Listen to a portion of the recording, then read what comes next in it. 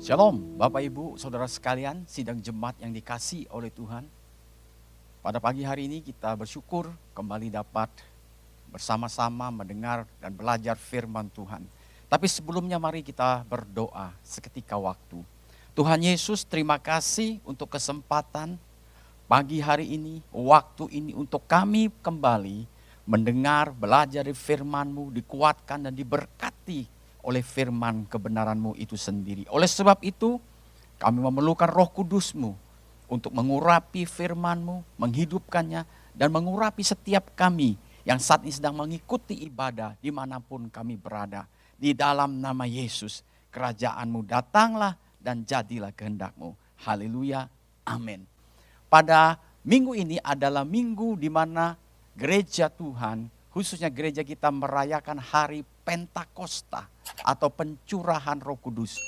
Berkaitan dengan itu, saya akan mengangkat satu tema judul khotbah saya, yaitu makna Pentakosta.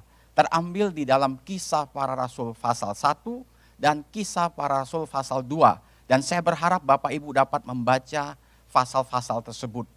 Apakah yang dimaksud dengan hari Pentakosta atau Pentakosta? Pentakosta adalah hari ke-50 yang dihitung sejak hari Paskah dan 10 hari setelah kenaikan Tuhan Yesus ke surga. Setiap kali gereja Tuhan memperingati pencurahan Roh Kudus atau hari Pentakosta, maka ada 3 makna Pentakosta yang tidak boleh kita abaikan. Yang pertama, bahwa Pentakosta berbicara penggenapan janji Bapa, dan yang kedua, Pentakosta berbicara bahwa Roh Kudus, pengurapan Roh Kudus, kuasa Roh Kudus tidak dimonopoli oleh kelompok tertentu. Dan yang ketiga, Pentakosta berbicara gereja Tuhan masuk di dalam satu pelayanan yang supranatural atau adikodrati. Yang pertama, mari kita melihat makna yang pertama, yaitu Pentakosta berbicara mengenai penggenapan janji Bapa. Mari kita melihat di dalam Kisah Para Rasul pasal 1 ayat 4 dan ke-5. Pada suatu hari ketika ia makan bersama-sama dengan mereka, ia melarang mereka meninggalkan Yerusalem dan menyuruh mereka tinggal di situ menantikan janji Bapa. Yang demikian katanya, telah kamu dengar daripadaku, sebab Yohanes membaptis dengan air, tetapi tidak lama lagi kamu akan dibaptis dengan Roh Kudus. Menurut Kamus Besar Bahasa Indonesia, janji diartikan adalah ucapan yang menyatakan kesediaan dan kesanggupan untuk berbuat. Itulah pengertian definisi daripada janji. Kalau demikian, janji adalah satu hal yang spesifik dan yang pasti akan digenapi. Hal ini berarti orang yang diberi janji dapat percaya sepenuhnya bahwa apa yang disampaikan kepadanya pasti akan terjadi. Janji-janji yang ada di Alkitab, Bapak Ibu Saudara sekalian, itu semua diberikan, dianugerahkan oleh Bapa kita yang ada di sorga. Karena Ia adalah Bapa yang ingin melimpahkan kasih sayangnya kepada kita sebagai anak-anaknya. Katakan saja di Matius 7 ayat 11 dikatakan, Ia akan memberikan yang baik kepada mereka yang memintanya. Bapak Ibu Saudara sekalian perlu juga mengetahui, seorang penulis mengatakan bahwa di dalam seluruh firman Tuhan, dari perjanjian lama sampai perjanjian baru, ada sekitar 3.573 janji Allah. Luar biasa, puji Tuhan. Dan coba Bapak Ibu Saudara bayangkan, apa yang ada di tangan engkau saat ini, yaitu Alkitab, firman Tuhan. Kalau seandainya tidak ada janji di dalamnya, maka apa yang saudara pegang saat ini, apa yang saudara baca saat ini, tidak ubahnya seperti sebuah dongeng, novel, atau cerita-cerita biasa. Tetapi Alkitab yang saudara pegang. Iya, bukan novel. Iya, bukan dongeng. Tetapi firman yang diilhamkan oleh Roh Kudus. Oleh sebab itu firman itu berkuasa untuk mengajar. Berkuasa untuk menyatakan kesalahan. Berkuasa untuk memperbaiki kelakuan. Berkuasa untuk mendidik orang dalam kebenaran. Dan memanifestasikan kuasa Allah. Beberapa contoh janji Allah yang dapat saya ungkapkan pada pagi ini kepada kita semua. Allah berjanji tentang keselamatan. Itu tertulis di dalam Yohanes pasal 14 ayat yang ke-6. Dikatakan bahwa akulah jalan kebenaran dan hidup. Tidak ada seorang pun datang kepada Bapa kalau tidak melalui aku. Janji keselamatan ditulis dalam Yohanes pasal 3 yang ke-16. Karena begitu besar kasih Allah akan dunia ini, sehingga ia telah memberikan anak yang tunggal, supaya setiap orang yang percaya kepadanya tidak binasa. Ada janji pengampunan di dalam 1 Yohanes pasal 1 ayat yang ke-9. Ada janji Allah bahwa ia akan mencukupi, Filipi 4 ayat yang ke-19. Ada janji Allah tentang sakit penyakit di dalam Keluaran pasal 15 ayat yang ke-26. Ada janji Allah tentang bagaimana kita dapat melewati perasaan takut. Mazmur pasal 23 yang keempat.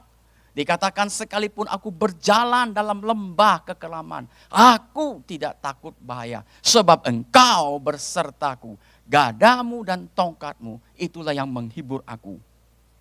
Dari sekian banyak janji Tuhan yang sudah saya katakan tadi, bahwa ada satu janji Allah yang diberikan kepada kita sebagai orang percaya selama kita ada di muka bumi ini, yang tidak boleh kita abaikan. Yaitu janji di mana Allah mengutus Roh-Nya yang kudus untuk menolong kita, untuk menghibur kita, untuk membimbing kita, untuk mengajar kita, dan untuk memberi kuasa kepada kita. Haleluya. Kalau demikian, apa yang dapat kita pelajari dari janji Bapa mengenai pencurahan Roh Kudus pada hari Pentakosta? Melalui peristiwa pencurahan Roh Kudus pada hari Pentakosta, kita diingatkan bahwa Allah yang kita sembah, Allah yang kita puja, ia memegang janjinya. Dan ia tidak pernah mengingkarinya atau berdusta. Jelas sekali ditulis di dalam Ibrani pasal yang ke-6 ayat 18. Allah tidak mungkin berdusta. Haleluya. Yang kedua yang dapat kita pelajari adalah bahwa melalui peristiwa pencurahan Roh Kudus pada hari Pentakosta, kita diingatkan bahwa Allah itu setia dengan perjanjiannya. Apa yang telah diucapkannya, apa yang telah keluar dari mulutnya, ia tidak pernah kembali dengan sia-sia. Di dalam Ibrani pasal 10 ayat yang ke-23 dikatakan, mari kita teguh berpegang pada pengakuan tentang pengharapan kita, sebab ia yang menjanjikannya setia.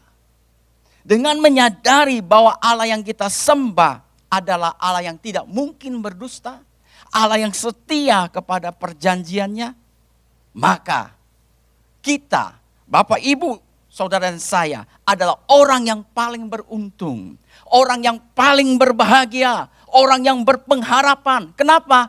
Karena kita mempunyai janji, janji yang pasti akan digenapi oleh Allah sendiri. Oleh sebab itu, Bapak Ibu Saudara sekalian yang sedang mengikuti ibadah online ini, kalau engkau ada di dalam pergumulan hidup, apapun namanya, mungkin engkau sedang diselimuti kekhawatiran, engkau diselimuti rasa takut, sakit, keuangan, ataupun persoalan mengenai menjadi kepala keluarga. Saran saya, jangan tinggalkan Tuhan. Saran saya, mari kita semakin mendekatkan diri kepada Allah sambil memegang janji Tuhan. Ini adalah salah satu kunci rohani bagi orang percaya untuk mengalami terobosan dan kemenangan dalam jalan kehidupannya. Haleluya. Alkitab mengatakan bahwa Allah setia pada janjinya. Ia tidak berdusta. Kita dapat menemukan hal tersebut di dalam cerita tokoh-tokoh Alkitab. Seperti cerita Abraham, bagaimana Allah setia menggenapi janjinya. Sekalipun di dalam usia yang lanjut, Sarah 90 tahun masih dapat mengandung karena janji Allah.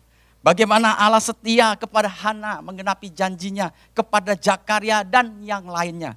Tapi pada pagi hari ini, saya mengangkat satu contoh, satu kehidupan hamba Tuhan yang bernama Josh Muller. Yang hidup sekitar di tahun 1836, di abad ke-19, yaitu di London atau Inggris, di Bristol. Di mana ia terpanggil untuk merawat yatim piatu. Saudara bisa bayangkan ia merawat 10.000 yatim piatu. Berapa dana yang harus dia keluarkan setiap bulan. Dan sekali waktu dia dipanggil dalam wawancara. Dan salah satu pertanyaan diajukan kepadanya. Dikatakan, Pak Josh Muller, apakah engkau selalu menemukan kesetiaan Tuhan atas janji-janjinya? Josh Muller menjawab dengan lantang dan mantap. Dia katakan, saya tidak ragu bahwa Allah selalu menggenapi janjinya. Dia lanjutkan, dia katakan, selama hampir 70 tahun, segala keperluan yang berhubungan dengan pekerjaan merawat yatim piatu selalu dicukupi.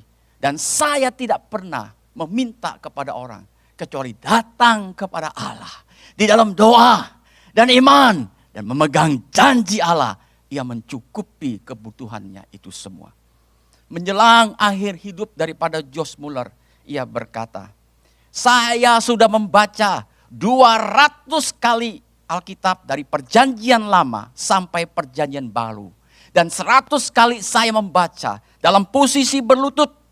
Dan saya menemukan bahwa janji-janji Allah dalam Alkitab itu digenapi di dalam kehidupan saya hari demi hari. Haleluya! Kiranya kehidupan Josh Muller telah memberikan kepada kita satu keteladanan hidup iman di atas janji Tuhan yang tidak mengecewakan. Kita juga, Bapak Ibu Saudara sekalian, dapat mengalami penggenapan janji Tuhan terjadi di atas kehidupan kita. Karena Allah yang disembah oleh Josh Muller sama dengan Allah yang disembah oleh Bapak, Ibu, Saudara dan saya. Haleluya. Namun demikian, perlu kita mendapat perhatian bersama. Bahwa masih banyak orang percaya kehilangan berkat dari janji Allah. Karena dua alasan. Yang pertama, mereka mengabaikan apa yang dikatakan Alkitab. Dan yang kedua, mereka melihat diri mereka tidak pantas menerima janji tersebut. Saya mau kasih tahu, selama engkau percaya Yesus dan menjadikan dia Tuhan dan Juru Selamat, engkau pantas untuk menerima kegenapan janji Allah berlaku atas hidupmu. Puji Tuhan. Sekali lagi, dengan melihat fakta bahwa Allah menggenapi janji-janjinya, maka saya mendorong kita semua, ketika kita berada di dalam kesulitan kehidupan, pergumulan kehidupan, yakinilah bahwa Allah telah memberi jalannya untuk mengatasi pergumulan kesulitan tersebut melalui Roh Kudus dan janjinya.